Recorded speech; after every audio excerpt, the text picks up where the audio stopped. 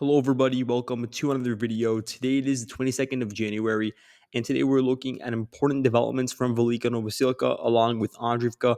And I want to focus especially on Toretsk today. We'll finish off with Chasiv Yar, and then I want to shift focus to comments made by now President Donald Trump because he gave several important remarks in relation to Ukraine and Putin to the media over the past couple of days. He also wrote some Truth Social posts that are important to highlight, as now we're going to see really the beginning of the effects of the Trump foreign policy as his appointments begin to make an effect in the State Department and Department of Defense, and as his cabinet picks begin to get confirmed, like Marco Rubio, who got the approval of 99 senators almost unanimously. So he's ready in his post, and a lot of other people like Hegseth, they're about to be voted on. So we're going to focus on that by the latter half of this video. But I do want to begin by zooming in on Velyka Novosilka. And before we get into this, please like and subscribe so we can help grow the channel. And over here, you can see the Russian forces have taken over 0.9 square kilometers of territory just on the eastern bank of the Kashlach River. They also infiltrated past that river in one specific location running along this highway, which has been one of the main routes the Russians have used to, first of all, reach the outer perimeter of the town, and now to infiltrate even deeper. So the Russians are pretty close to reaching the actual center of Velyka Novosilka, where all the roads intersect. It's an area that includes some of the most built-up regions in the town. So that includes the post office, duplexes, local schools, etc. Russians are just a couple of meters away from that region. And whatever Ukrainian forces are left within Velyka Novosilka, they're mainly operating in basements. And whenever they move, they're doing so, of course, it depends on the situation, but they're trying to keep the number of men within each group to a minimum and trying to move at night when they're least susceptible to being spotted by a reconnaissance aircraft. And regardless of that fact, you also have a large contingent of Ukrainian forces that have tried to help alleviate the pressure through pushing in the area of Skudnie, Dnipro, Norahivka, and tried to relieve pressure from Novi Komar.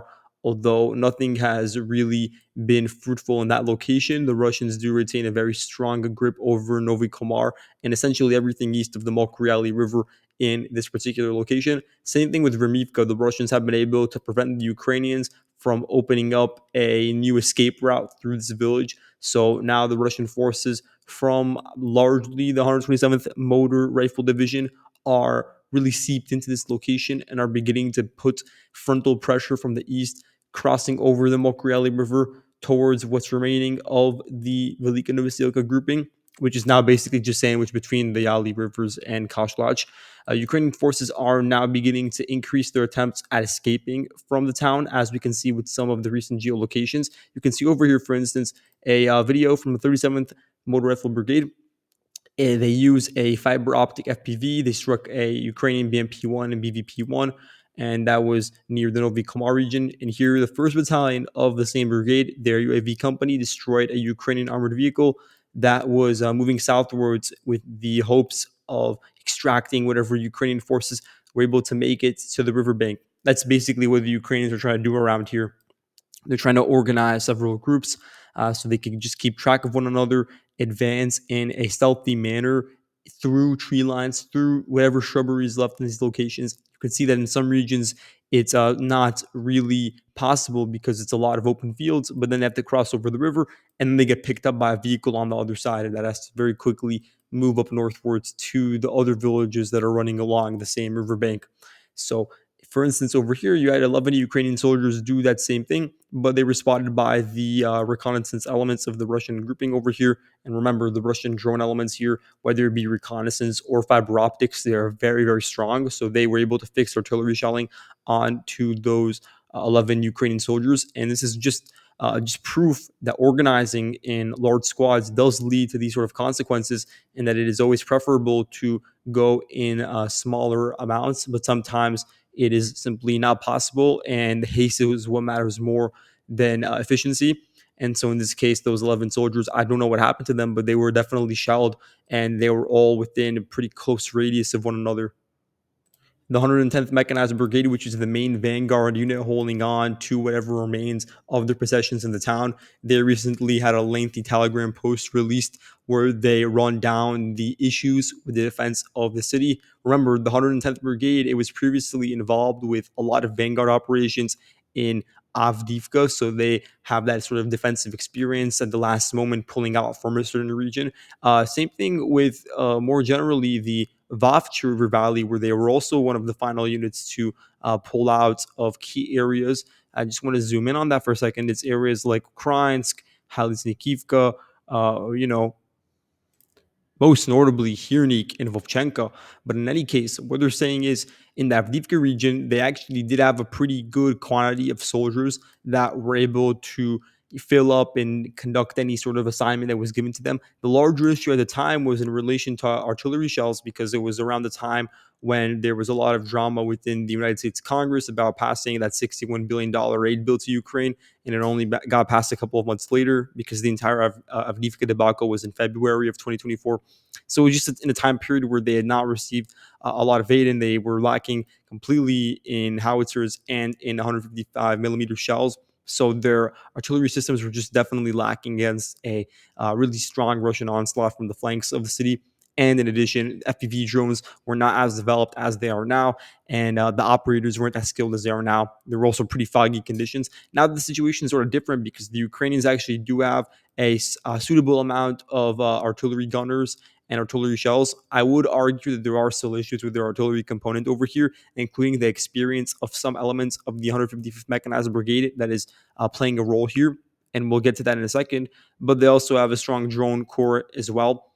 So that is true. But the difference is that now there aren't as many men deployed to the front line that are definitely needed in order to hold on to some of these areas for the longer term defensive vision. And that's turned into one of the main reasons why they've continued to lose ground. The reason why they initially were even able to reach this point, the Russian soldiers, is due to their own ingenuity and their own ability to see cracks in the Ukrainian line and push through and just continue to take advantage of the attrition rates from both sides. So that's obviously true. That happened through Vuhledar, and they've been pushing ever since. But it's also at this point reached really a hedge and reached a point where the Ukrainians are close to losing a key strategic town because of the lack of reinforcements, and that's already related to the manpower issue because there are so many other units committed and there are so many other new recruits, the 5,000 to 6,000 recruits that are mobilized monthly that are not moved into these key areas, that are not adopted into the framework of existing brigades that are needed to hold on to key parts of the front line. Only now that's changing, but the damage has already been done in this location. And so the Ukrainian grouping here, which I estimated on paper to be 15,000, but it's probably even lower than that, they are having to deal with the consequences of just being totally outnumbered in relation to the Russian side and their forces, which could be like 40,000. It could actually be even more, depending on the estimates for some of the brigade sizes. But more notably, I want to talk about the minutiae of the fighting. So the 110th Brigade says that the Russian forces, they're mainly using groups of 4 to 6 Russian men in each squad. And there are several squads that attack in sync, but along different flanks, trying to reach the same target. And in that way, they sort of cause the Ukrainians to get distracted and they're not able to commit all the resources into one area. They're highly mobile, usually going through tree lines, trying to hide in the shrubbery, and then it makes it difficult for first of all FPVs to spot them. But then when they do and they hit them directly, due to the smaller payloads in some cases, and a lot of the leaves and branches in the way, they're not able to kill the Russian soldiers or even cause any sort of bodily harm, even if it looks like it in a video. The Russians have also made great use of basements. Whenever they reach a certain location that is populated, the immediate goal is to push the Ukrainians out of the basements and enter in as soon as possible. In that way, they're also able to evade FPV drones and grenade drops. And the only way to really get them will be through targeting the openings of those basements. So what happens is the Ukrainians are forced to utilize their artillery garrisons that we talked about before. The issue is by the time that you're able to fix artillery, you need help from the drone crew. So then if there is some sort of fogging condition, it's difficult. And because of issues with artillery barrels being overused and not being replaced in a long time, human error is always a factor. And then varying types of munitions, a lot of the time those artillery strikes are not accurate and it takes about 5 or actually 10, sorry, strikes before actually honing in the specific target, which would be like a certain house, saying like Vermivka over here, and only then can the target be hit. But by that point, the Russian forces would be aware that they're being bombarded, and then those groups of forces would move to another house that's like 100 meters away. And so that would just be an unending cycle that the Ukrainians cannot really deal with.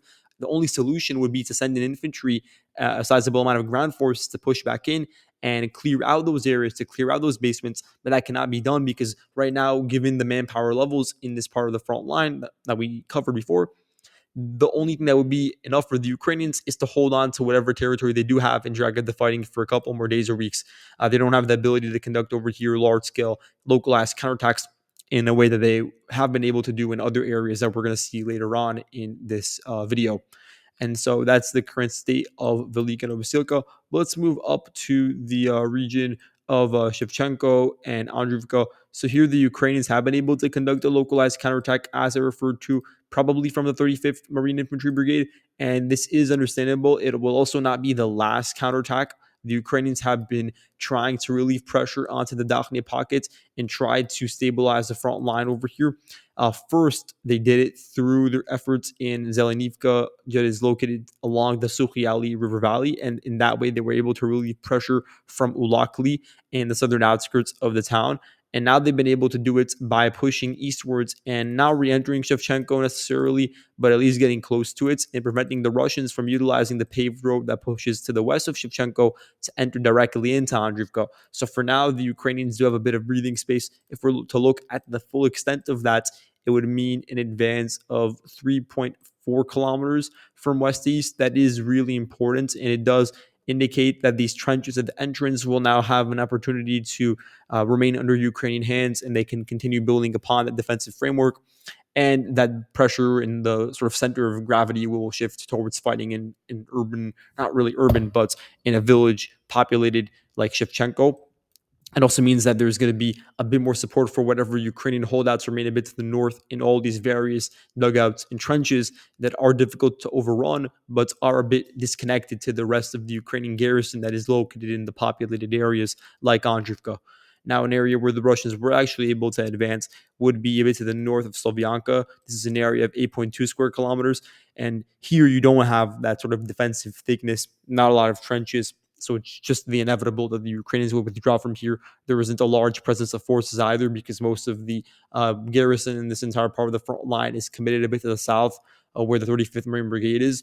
And so whatever Ukrainian forces are located over here, it's mainly drone operators trying to slow down the Russian pace of advances. Over here, the Russians have been able to advance along the very same tree line that branches out of Yastove, and they've not been stopped in their footsteps. Actually, they've continued to advance along this one route, which could seem pretty dangerous, but they are making use of those tree lines and now are getting pretty close to reaching Sribnia. The goal over here is to just overrun the various hamlets that the Ukrainians are resisting through. And as a result, they would be able to build this very, very strong base of operations, the Russian forces, that could be used to attack southwards, for instance, and that would threaten the rear and the northern flank of Andriivka. That's one possibility. And the other one would be to sort of coalesce with the Russian forces that are also attacking through another low-lying valley from Novoyelizavetivka to Nadivka, because in Nadivka there is a pretty strong Ukrainian presence. And then from there, after coalescing, the Russians could make a concerted effort to push towards the state boundary between Donetsk and Dnipro.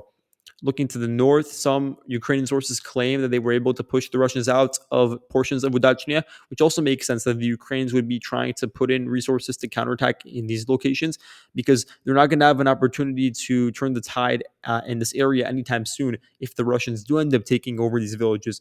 Because as we discussed in earlier uploads, following the fall of Kotlina and Udachnia entirely, there will be no other strong Ukrainian presence like trenches or settlements nearby, and the next logical area to withdraw towards would be the Serhivka region and some of the lower lying valleys that branch out of it to the east.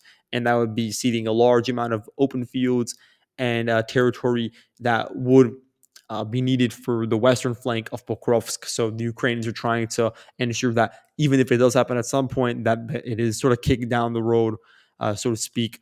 while they can prepare for that scenario. So in Kotlina, the Russian forces were also able to advance based on this video from January 22nd of the Ukrainians shelling Russian positions along the Krasnoarmeyskaya Zapadnaya mine, number one. But an area where there were even more significant advances is along this road, the highway leading into Mirnorod. So you could see here the Russian forces took control of 1.4 square kilometers of territory. Basically, everything that is located east of this road, this paved road that connects Timofivka southwards Prokhrez to the ring road of the highway, now totally under Russian control. And the objective is not to go and push towards Yelisavetivka, eliminate any sort of Ukrainian strongholds that would act as an obstacle to the Russians gaining full supremacy over the strip of the highway, so then they could use it for their own purposes, pushing either westwards or northwards. Looking to the northeast over here in Krimsk, Russian forces have been able to enter into this town, which is the final sort of remnant of the Toretsk defensive garrison. And the Russians have made some pretty good progress over here, as was documented by the Kurt and Company drone unit of the 28th Mechanized Brigade. So they have footage of that over here. Not this, but there's another piece of footage from January 22nd of those grenade drops and FPV strikes onto individual Russian soldiers as they make their way through these populated areas and these gardens and private residences. So now you really only have this half of the mine facility, and then only like 800 meters at most of farmland and shrubbery and houses that has to be cleared before we can say, so to speak, that the entirety of the town has fallen. I guess you could say that there's a mine over there's the slide keep over here and remnants of Zabalka, and then this sort of warehouse region to the northwest. So there are a couple of areas that are still holding out. For the most part, the Toretsk node has fallen into the hands of the uh, Russian forces. And then also in Chasiv Yar, the Russians have been able to advance another couple of hectares, taking over nearly the entirety of this northern district of Chasiv Yar. There hasn't been an attempt by the Ukrainians to counterattack over here. The Ukrainians, their perspective is to just sort of double down and hold on to the core of Chasiv Yar for as long as possible, drag out the fighting in whatever positions they have over here that could yield maximum casualties to the Russians. But in areas like this that are less dense, where the Russians are able to just plow through, not even using armored vehicles, just on foot, they're not really in contention. And now the Russian flank over here is too big to fail, it's too strong, and it will just become a fact of life for the Ukrainians that are resisting a bit to the south. That will further complicate their movement in and out of what remains under their control in the city. Now, when it comes to the comments from President Trump in regards to Russia and Ukraine, he did not speak about it directly in the inauguration address, although he did sort of hint at it by talking about how the United States, this is what he's saying, by the way. So I'm just quoting him, but he says that the United States spent unlimited amounts of money on foreign nations' borders, and it's probably alluding to the war here instead of focusing on their own security. So then it's sort of just looking back and talking about the national security perspective, domestic issues.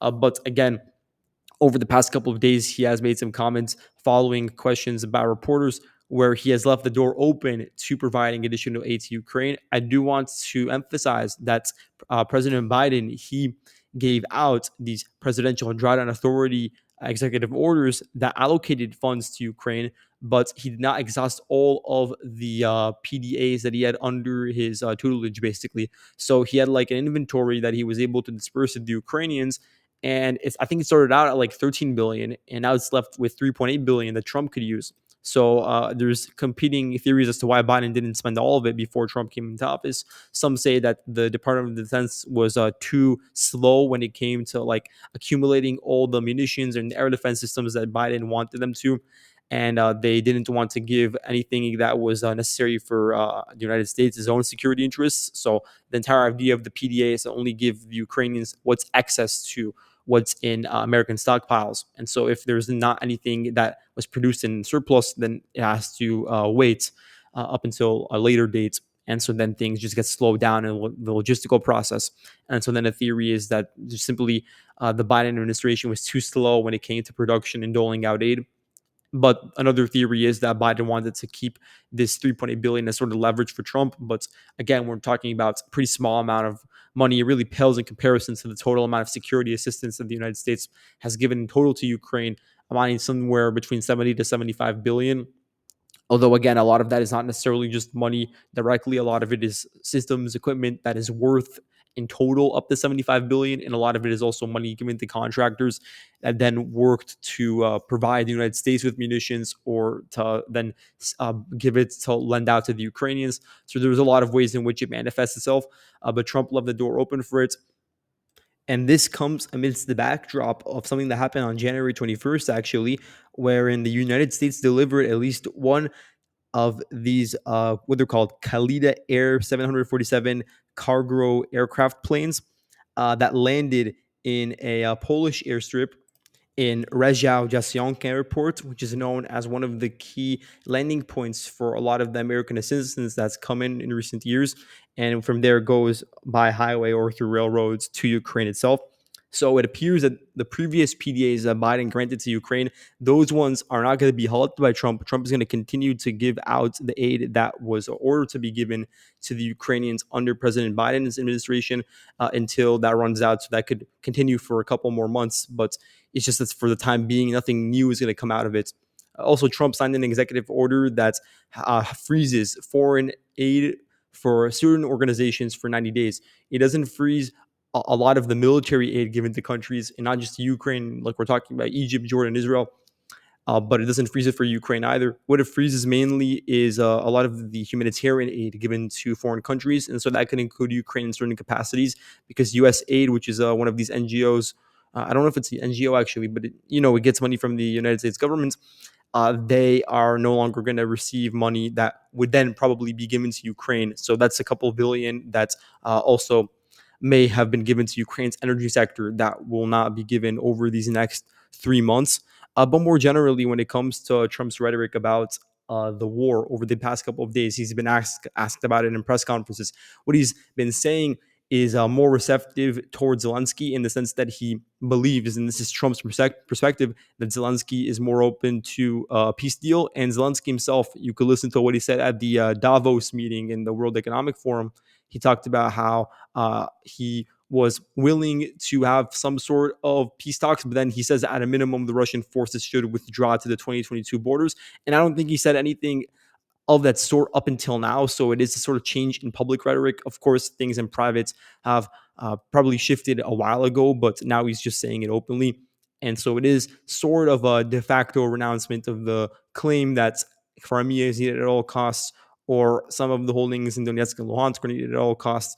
And that is a shift that definitely has to do with the fact that Trump is now in office, and that he is serious about ending the war in Ukraine. You could talk about that with the way that his rhetoric has been formatted and delivered to both sides, honestly. And you could see that with his actions in Gaza as well, where he appointed Witkoff, and Witkoff very, very quickly exerted pressure on Netanyahu to get to a ceasefire in Gaza. And so Trump appointed, in this case in Ukraine, Keith Kellogg to be involved in the peace over here.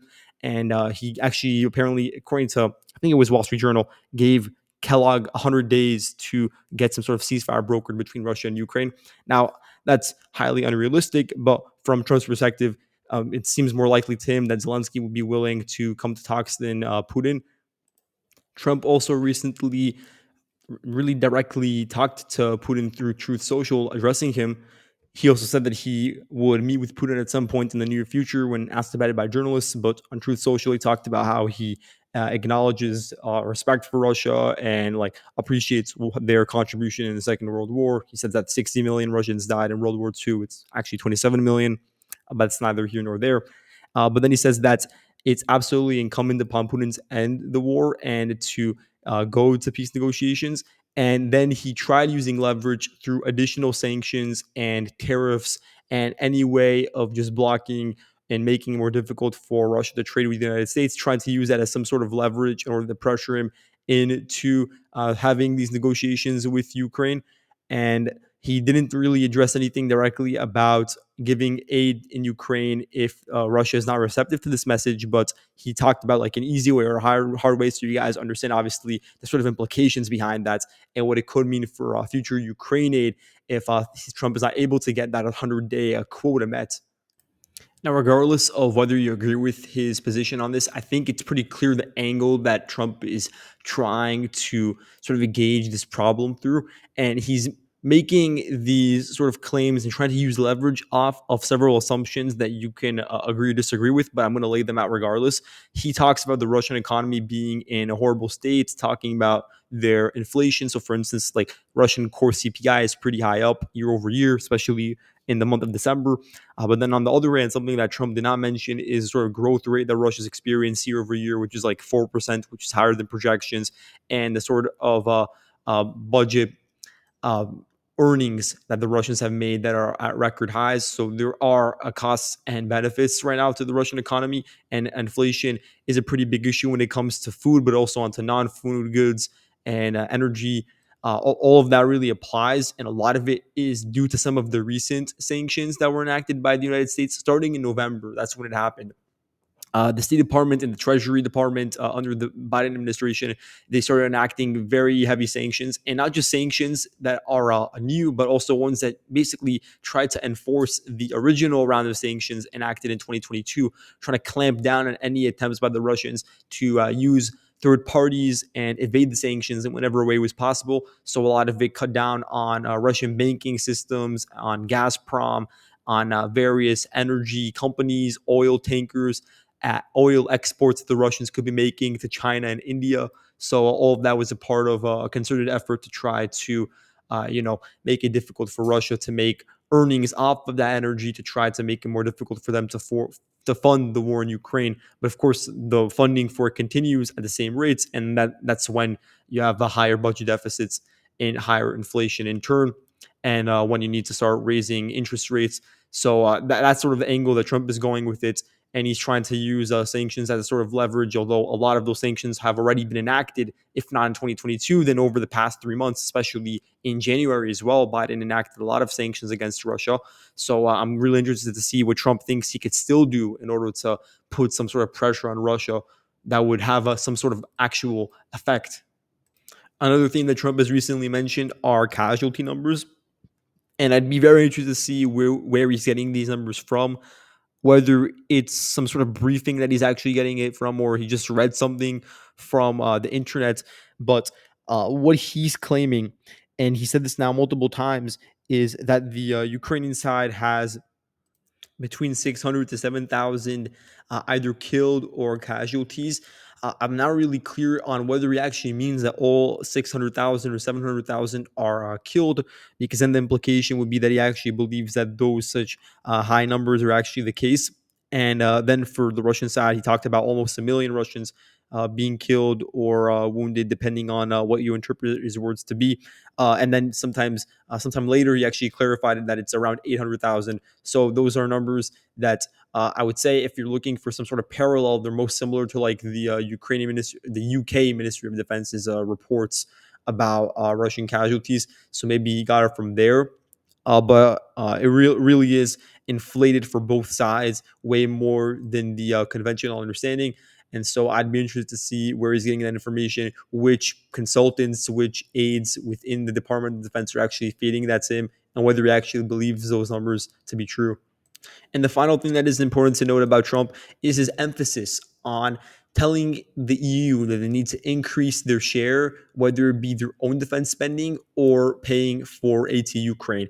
Because he says that although aid to Ukraine could be a consideration, it definitely should be Europe's interest to fund it more than the United States. The United States should not be fitting the bill for all of those expenses, while it is something that is more pertinent for European countries. That is his perspective on the matter.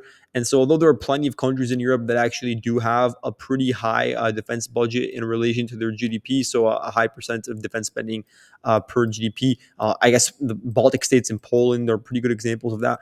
You have areas in Western Europe, especially, that are lacking, and so those are countries where Trump could really apply a lot of pressure. Like Italy, Spain, those sort of countries that don't have it that high up. Whereas America isn't the highest, but also does have a pretty high percentage spending on defense, and just in terms of absolute numbers, is the main country giving aid to Ukraine overall this time. So that's also a part of Trump's perspective, and it could also play a role in whether American troops continue to be deployed to Europe at the same rate as they currently are, because there's already talks about Trump withdrawing some of those men that are stationed along the sort of eastern perimeter of NATO back to the United States. And if they say that, they will have to be sort of subsidized by the European governments wherein they're hosted. So that's another change, and it could be a part of what people speculate to be a rift between the United States and the EU over these next 4 years. But that's something that Zelensky is really hoping will not happen. And he talked about how in any potential peace deal between Ukraine and Russia, it's going to be incumbent upon the United States to act as a peacekeeper, including peacekeeping forces on the line of contact, not just in cities in Ukraine, but actually on the line of contact with Ukrainian soldiers. He talked about that as being one of his necessary conditions in order to accept some sort of treaty during the entire Davos convention. So that's something to keep in mind, and I'd like to see what Trump thinks of that. But thank you all for watching, and I'll see you guys in the next video. Goodbye.